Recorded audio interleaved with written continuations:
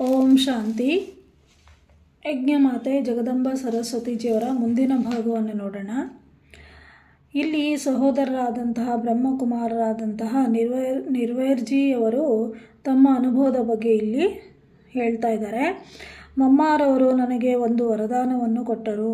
ಕೆಲವರ ಭಾಷಣ ಕಲೆ ಎಷ್ಟು ಚೆನ್ನಾಗಿ ಇರುತ್ತದೆ ಎಂದರೆ ಜನರು ಹೇಳುತ್ತಾರೆ ಇವರ ನಾಲಿಗೆಯ ಮೇಲೆ ಸರಸ್ವತಿ ಕುಳಿತಿದ್ದಾರೆ ಎಂದು. ಅಂದರೆ ಮಮ್ಮಾರ ಬಗ್ಗೆ ಇಲ್ಲಿ ಹೇಳ್ತಾ ಇದ್ದಾರೆ ಬಾಯಿಜಿಯವರು. ಆ ರೀತಿಯ ವರದಾನ ಮಮ್ಮಾರವರಿಂದ ನನಗೆ ಸಿಕ್ಕಿತು. ಮುಂಬೈನಲ್ಲಿ ಒಂದು ಸರ್ವಧರ್ಮ ಸಮ್ಮೇಳನ ಆಗುತ್ತಿತ್ತು. ನನಗೆ ಅದರ ನಿಮಂತ್ರಣ ಸಿಕ್ಕಿತು. ಅಂದರೆ ಇಲ್ಲಿ ಬಾಯಿಜಿಯವರು ಅದರ ಬಗ್ಗೆ ತಿಳಿಸ್ತಾ ಇದ್ದಾರೆ. ಮಮ್ಮಾರವರು ಯಾವ ರೀತಿಯಾಗಿ ಅವರಿಗೆ ಹೇಳ್ತಾ ಇದ್ರಂತೆ. ಅಂದರೆ ಮಮ್ಮಾರವರಿಂದ ಅವರಿಗೆ ಏನು ವರದಾನ ಸಿಕ್ಕುತ್ತಂದರೆ ನಿಮ್ಮ ನಾಲಿಗೆ ಮೇಲೆ ಸರಸ್ವತಿ ಕುಳಿತಿದ್ದಾರೆ ಅಂತ ಮಮ್ಮಾರವರು ಹೇಳ್ತಾ ಇದ್ರಂತೆ. ಮುಂಬೈನಲ್ಲಿ ಒಂದು ಸರ್ವಧರ್ಮ ಸಮ್ಮೇಳನ ಆಗುತ್ತಿತ್ತು. ನಮಗೆ ಅದರ ನಿಮಂತ್ರಣ ಸಿಕ್ಕಿತು. ನಾನು ಆ ಕಾರ್ಯಕ್ರಮಕ್ಕೆ ಹೋಗಲು ಬಯಸಿರಲಿಲ್ಲ. ಮಮ್ಮ ಹೇಳಿದರು ಇವರನ್ನು ಅಂದರೆ ನಿರ್ವೈರ್ ಭಾಯಿಯವರನ್ನು ಕಳುಹಿಸಿ ಎಂದು. ಆ ಸಮ್ಮೇಳನವನ್ನು ಮುಸಲ್ಮಾನ್ ನಾಯಕರು ಆಯೋಜಿಸಿದ್ದರು. ಅದು ಸರ್ವಧರ್ಮ ಸಮ್ಮೇಳನವಾಗಿತ್ತು. ಆದರೆ ಅದರ ಆಯೋಜಕರು ಮುಸ್ಲಿಂ ಧರ್ಮದವರಾಗಿದ್ದರು. ಅಲ್ಲಿಯವರೆಗೂ ನಾನು ವ್ಯಕ್ತಿಗತ ರೂಪದಲ್ಲಿ ಈಶ್ವರ ಜ್ಞಾನಕ್ಕೆ ಹೇಳಿದ್ದೆ ಮತ್ತು ಚರ್ಚೆ ಮಾಡುತ್ತಿದ್ದೆ. ಆದರೆ ಸಭೆಯಲ್ಲಿ ಭಾಷಣ ಮಾಡಿರಲಿಲ್ಲ. ಯಾವಾಗ ನನಗೆ ನಿಮಂತ್ರಣ ಸಿಕ್ಕಿತೋ ಆಗ ನಾನು ಹೇಳಿದೆ, ನಾನು ಎಂದೂ ಭಾಷಣವನ್ನು ಮಾಡಿಲ್ಲ, ನಾನು ಆ ಸಮ್ಮೇಳನಕ್ಕೆ ಹೇಗೆ ಹೋಗಲಿ ಎಂದು. ರಾತ್ರಿಯ ಸಮಯವಾಗಿತ್ತು. ಈ ಮಾತು ಮಮ್ಮಾರವರ ಕಿವಿಗೆ ಬಿದ್ದಾಗ ಮಮ್ಮಾರವರು ಹೇಳಿದರು, ಅವರನ್ನು ನನ್ನ ಹತ್ತಿರ ಕಳಿಸಿ, ನಾನು ಅವರಿಗೆ ಭಾಷಣ ಮಾಡುವುದನ್ನು ಕಲಿಸುತ್ತೇನೆ ಎಂದು ಹೇಳಿದರು. ನಾನು ಮಮ್ಮಾರವರ ಹತ್ತಿರ ಹೋಗಿ ಕುಳಿತೆ ಮತ್ತು ಮಮ್ಮಾರವರು ತಮ್ಮ ಕೈಯನ್ನು ನನ್ನ ಬೆನ್ನ ಮೇಲೆ ಇಟ್ಟರು ಹಾಗೂ ನಿಧಾನವಾಗಿ ನನಗೆ ಭಾಷಣ ಮಾಡುವುದನ್ನು ಕಲಿಸಿದರು. ವಿಶ್ವಶಾಂತಿ ಎಂಬುದು ಸಮ್ಮೇಳನದ ವಿಷಯವಾಗಿತ್ತು. ವಿಶ್ವಶಾಂತಿ ಎಂದರೇನು? ಅದರ ಅವಶ್ಯಕತೆ ಏಕೆ ಇದೆ? ವಿಶ್ವದಲ್ಲಿ ಶಾಂತಿ ಯಾವಾಗ ಇತ್ತು ಮತ್ತು ವಿಶ್ವಶಾಂತಿಯ ಸ್ಥಾಪನಾಕರ್ತರು ಯಾರು? ಈ ಎಲ್ಲ ಮಾತುಗಳನ್ನು 4 ನಿಮಿಷಗಳವರೆಗೆ ಮಮ್ಮಾರವರು ನನಗೆ ತಿಳಿಸಿದರು. ನಾನು ಹೋಗಿ ಭಾಷಣ ಮಾಡಿದಾಗ 40 ನಿಮಿಷಗಳ ಆ ಭಾಷಣವನ್ನು ಎಲ್ಲರೂ ಏಕಾಗ್ರಚಿತ್ತರಾಗಿ ಕೇಳುತ್ತಿದ್ದರು. ಜನರಿಗೆ ಎಲ್ಲರಿಗಿಂತಲೂ ಹೆಚ್ಚಾಗಿ ನನ್ನ ಭಾಷಣವೇ ಹೆಚ್ಚು ಆಕರ್ಷಣೀಯವಾಗಿ ಕಂಡುಬಂದಿತ್ತು. ನಾನು ವಿದ್ಯಾಶಾರದೆ ವಾಗ್ದೇವಿಯೇ ನನಗೆ ವಾಕ್ಕಲೆಯನ್ನು ಕಲಿಸಿದರು. ಕಲ್ಪವೃಕ್ಷ ಮೆಟ್ಟಿಲು ಮತ್ತು ಷಷ್ಠಿ ಚಕ್ರದ ಚಿತ್ರಗಳನ್ನು ತೋರಿಸಿ ಭಾಷಣ ಮಾಡಿದ್ದೆ. ಆಗ ಸಭಿಕರು ಆ ಚಿತ್ರಗಳು ಬೇಕೆಂದು ಬಹಳ ಕೇಳಿದರು. ಈ ಪ್ರಕಾರವಾಗಿ ಸ್ವಯಂ ವಾಗ್ದೇವಿ ಸರಸ್ವತಿ ತಾಯಿಯವರು ನನಗೆ ವಾಕ್ಕಲೆ ಅಂದರೆ ಮಾತನಾಡುವ ಕಲೆಯನ್ನು ಕಲಿಸಿದರು.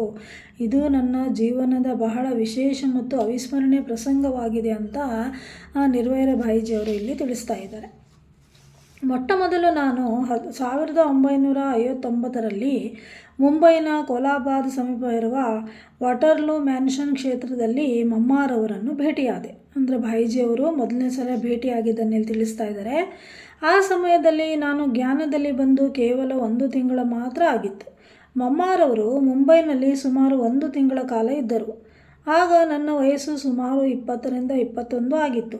ಮಮ್ಮಾರವರ ವ್ಯಕ್ತಿತ್ವ ಏನಿತ್ತೋ ಅದು ಬಹಳ ತೇಜೋಮಯ ಮತ್ತು ಸ್ವಾಭಾವಿಕ ರೂಪದಲ್ಲಿ ಒಬ್ಬ ತಾಯಿಯ ಭಾವನೆಯನ್ನು ತಂದುಕೊಡುತ್ತಿತ್ತು. ಅವರನ್ನು ಮಿಲನ ಮಾಡಿದಾಗ ನನಗೆ ನಾನು ಇದಕ್ಕೆ ಮುಂಚೆಯೂ ಅವರೊಂದಿಗೆ ಮಿಲನ ಮಾಡಿದ್ದೇನೆ ಎಂದು ಅನಿಸುತ್ತಿತ್ತು. ಈ ಮಾತನ್ನು ಅವರಿಗೂ ಸಹ ತಿಳಿಸಿದೆ. ಮಮ್ಮಾರವರು ಹೇಳಿದರು, ಹೌದು, ಕಲ್ಪದ ಮೊದಲು ಭೇಟಿಯಾಗಿದ್ದೆವು ಎಂದು. ಆದರೆ ಆ ಸಮಯದಲ್ಲಿ ನನಗೆ ಅರ್ಥವಾಗಲಿಲ್ಲ. ಒಂದು ದಿನ ಊಟ ಮಾಡುವ ಸಮಯದಲ್ಲಿ ನಾನು ಅವರ ಹತ್ತಿರ ಇದ್ದೆ. ಆಗ ಅವರು ತಮ್ಮ ಊಟ ಪ್ರಾರಂಭಿಸುವುದಕ್ಕೆ ಮೊದಲ ತುತ್ತು ನನಗೆ ತಿನ್ನಿಸಿ ನಂತರ ಅವರು ತಿಂದರು.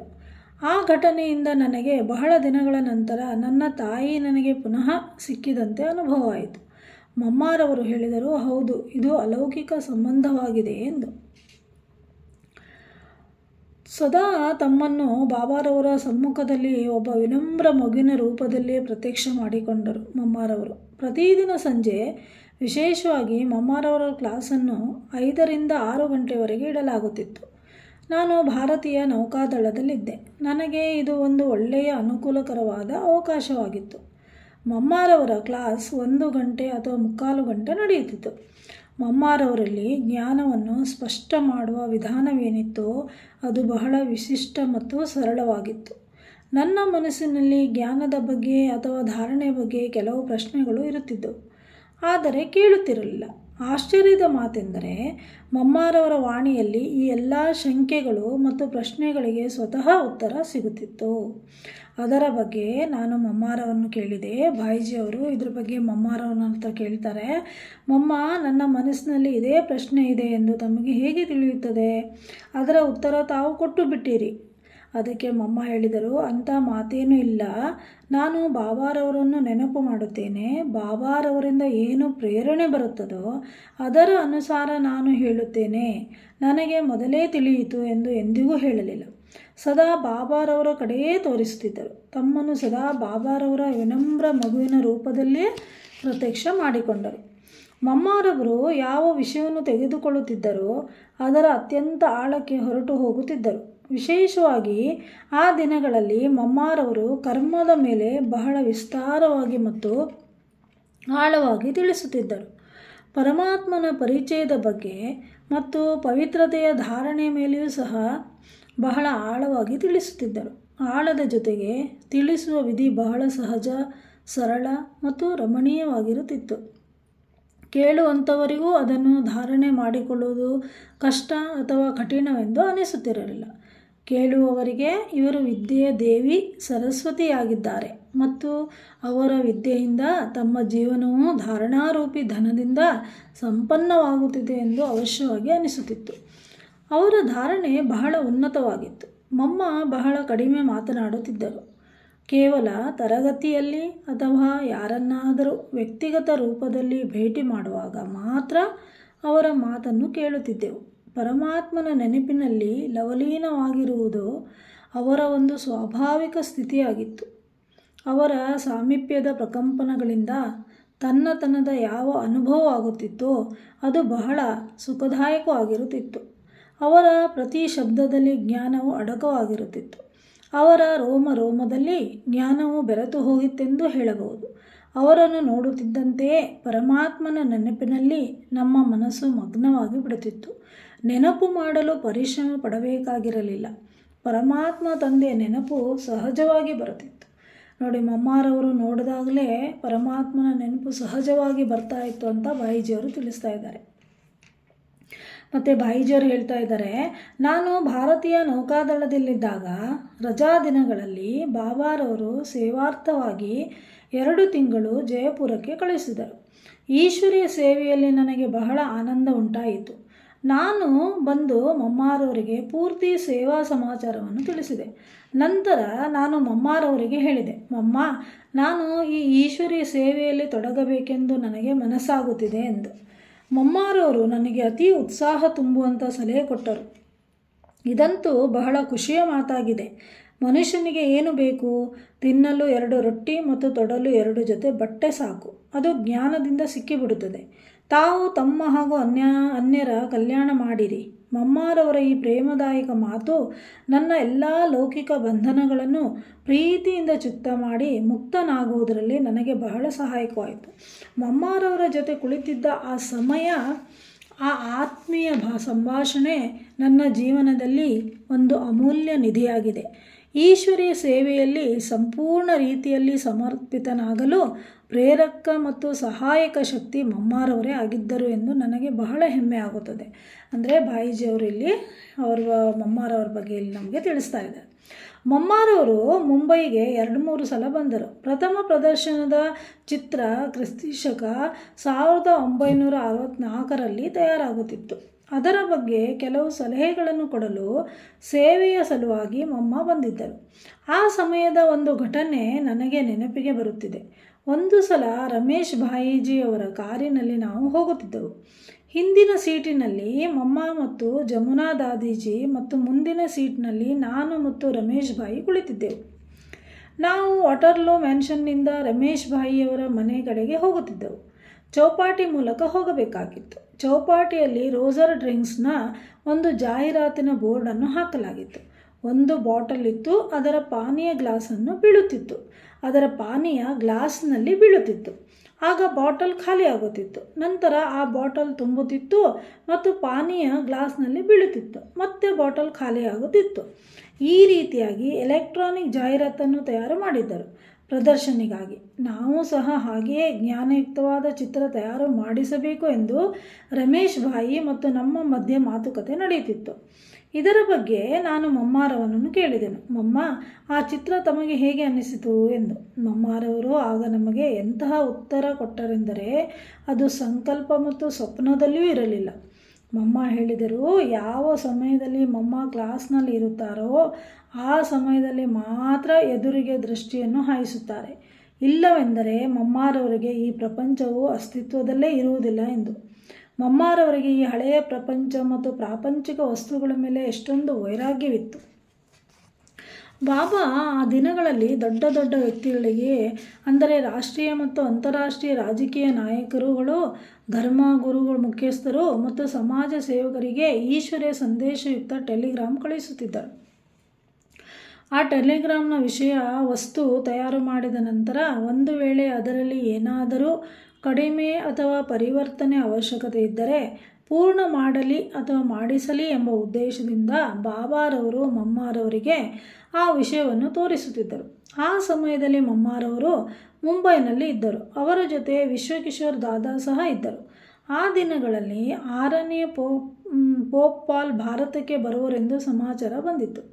ಅವರಿಗೆ ಈಶ್ವರಿಯ ನಿಮಂತ್ರಣದ ಒಂದು ಟೆಲಿಗ್ರಾಮ್ ಕಳುಹಿಸಬೇಕಾಗಿತ್ತು. ಟೆಲಿಗ್ರಾಮ್ನ ಸಂದೇಶವನ್ನು ಬಾಬಾರವರು ಮಮ್ಮಾರವರ ಒಪ್ಪಿಗೆಗಾಗಿ ಮುಂಬೈಗೆ ಕಳುಹಿಸಿದರು.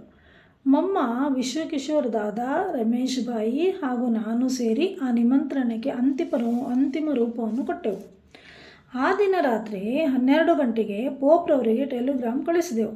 ಅದರಲ್ಲಿ ಸಂದೇಶವಿತ್ತು: ನೀವು ಭಾರತಕ್ಕೆ ಬರಲು ಹಾರ್ದಿಕ ಸ್ವಾಗತವಿದೆ.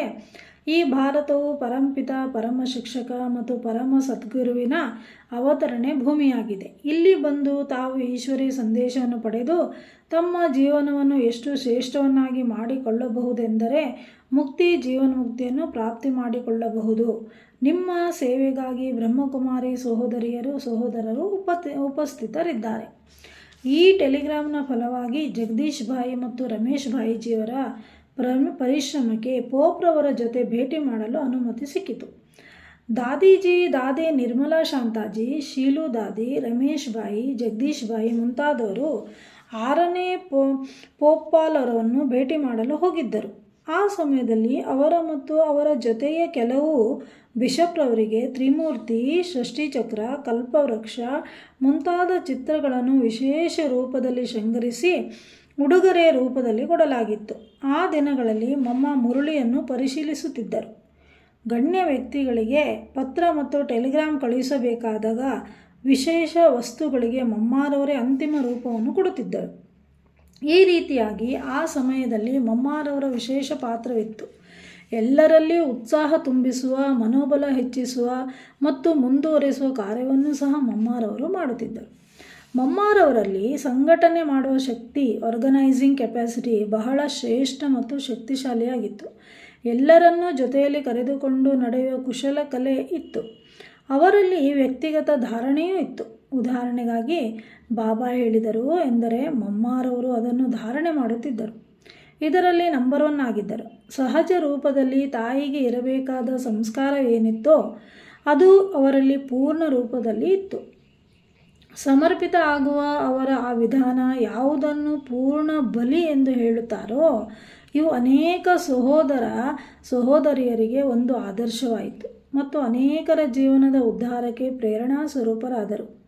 ಎಲ್ಲದಕ್ಕಿಂತ ದೊಡ್ಡ ಮಾತೆಂದರೆ ಅವರನ್ನು ಎಲ್ಲರೂ ಯಜ್ಞಮಾತೆಯ ರೂಪದಲ್ಲಿ ಸ್ವೀಕಾರ ಮಾಡಿಕೊಂಡಿದ್ದರು. ಅವರನ್ನು ನೋಡುತ್ತಿದ್ದಂತೆಯೇ ಪ್ರತಿಯೊಬ್ಬರಿಗೂ ಸ್ವಾಭಾವಿಕವಾಗಿ ತಾಯಿಯ ಭಾವನೆ ಬರುತ್ತಿತ್ತು. ಅವರು ಪ್ರತಿಯೊಬ್ಬರ ಅವಶ್ಯಕತೆಗಳನ್ನು ಕೇಳದೆಯೇ ಪೂರ್ಣ ಮಾಡಿದರು. ಯಾರಿಗೂ ಯಾವುದೇ ವಸ್ತುವನ್ನು ಕೇಳುವ ಅವಕಾಶವನ್ನೇ ಕೊಡುತ್ತಿರಲಿಲ್ಲ.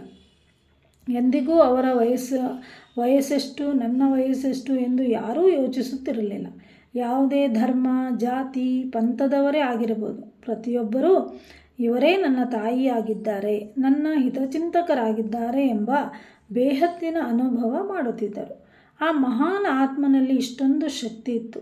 ಆದ್ದರಿಂದಲೇ ಡ್ರಾಮಾದ ಅನುಸಾರ ಎಂದಾದರೂ ಹೇಳಿ ಅಥವಾ ಬಾಬಾರವರಿಂದ ಎಂದಾದರೂ ಹೇಳಿ ಮಮ್ಮಾರವರನ್ನೇ ಯಜ್ಞಮಾತೆ, ಮಾತೇಶ್ವರಿ, ಮಮ್ಮ ಆಗಿ ಮಾಡಲಾಯಿತು. ಮಮ್ಮಾರವರು ಪ್ರಾರಂಭದಿಂದ ಅಂತಿಮದವರೆಗೆ ತಮ್ಮ ಸಾಧನೆಯನ್ನು ಯಾವುದೇ ಪ್ರಕಾರದಲ್ಲೂ ಸಡಿಲವಾಗಲು ಬಿಡಲಿಲ್ಲ. ಪ್ರತಿನಿತ್ಯ ಬೆಳಗ್ಗೆ 2ರಿಂದ 2:30 ಗಂಟೆಗೆ ಎದ್ದು ವಿಶೇಷವಾಗಿ ಶಾಂತಿಯಲ್ಲಿ ಇರುವ ಶಕ್ತಿಶಾಲಿ ರೂಪದಲ್ಲಿ ಬಾಬಾರವರನ್ನು ನೆನಪು ಮಾಡುವ ಅಭ್ಯಾಸ ಮಾಡುತ್ತಿದ್ದರು. ಅವರ ಡೈರಿಯಲ್ಲಿ ಜ್ಞಾನದ ಒಂದೊಂದು ವಿಷಯದ ಮೇಲೆ ಬಹಳ ಆಳವಾದ ಮಾತುಗಳನ್ನು ಬರೆದಿದ್ದರು. ಅವರ ಡೈರಿಯನ್ನು ಓದುವ ಸದಾವಕಾಶ ನನಗೆ ಜಯಪುರದಲ್ಲಿ ಸಿಕ್ಕಿತು. ಅಂದರೆ ಇಲ್ಲಿ ಭಾಯಿಜಿಯವರು ಹೇಳ್ತಾ ಇದ್ದಾರೆ. ಒಬ್ಬ ಅಕ್ಕನವರು ಯಾರು 1 ವರ್ಷ ಮಮ್ಮಾರವರ ಜೊತೆಯಲ್ಲಿ ಇದ್ದರೋ ಅವರು ಮಮ್ಮಾರವರ ಡೈರಿಯಿಂದ ಆ ಜ್ಞಾನ ಬಿಂದುಗಳನ್ನು ತಮ್ಮ ಡೈರಿಯಲ್ಲಿ ಬರೆದುಕೊಂಡಿದ್ದರು. ಆ ಡೈರಿಯು ನನಗೆ ಓದಲು ಸಿಕ್ಕಿತು. ಆ ಜ್ಞಾನ ಬಿಂದುಗಳನ್ನು ಓದಿ ಮಮ್ಮಾರವರು ಜ್ಞಾನದಲ್ಲಿ ಎಷ್ಟು ವಿಚಾರ ಸಾಗರ ಮಂಥನ ಮಾಡಿರಬಹುದು, ಎಷ್ಟು ಜ್ಞಾನದ ಆಳದಲ್ಲಿ ಹೋಗಿರಬಹುದು ಮತ್ತು ಎಷ್ಟು ಧಾರಣೆ ಮಾಡಿಕೊಳ್ಳುವ ಅಭ್ಯಾಸ ಮಾಡಿರಬಹುದು ಎಂದು ನನಗೆ ಅನಿಸಿತು. ವಿದ್ಯಾದೇವಿ ಸರಸ್ವತಿಯ ವರ್ಣನೆಯಂತೂ ಕವಿಗಳು ವಿದ್ವಾಂಸರು ಮಾಡಿದ್ದಾರೆ. ಆದರೆ ಆ ವಿದ್ಯಾದೇವಿಯ ರೂಪ ಮತ್ತು ಕರ್ತವ್ಯಗಳನ್ನು ನಾವು ನಮ್ಮ ಕಣ್ಣುಗಳಿಂದ ನೋಡಿದ್ದೇವೆ ಅಂತ ಬಾಯಿಜಿಯವರು ಹೇಳ್ತಾ ಇದ್ದಾರೆ. ಅವರಿಂದ ನಾವು ಕಲಿತೆವು ಮತ್ತು ನಾನು ಆ ತಾಯಿಯ ಮಗುವಾದೆ. ಇದು ನನ್ನ ಪರಮ ಸೌಭಾಗ್ಯ ಆಗಿದೆ ಅಂತ ಬಾಯಿಜಿಯವರಲ್ಲಿ ತಿಳಿಸ್ತಾ ಇದ್ದಾರೆ. ಅಚ್ಚಾ ಓಂ ಶಾ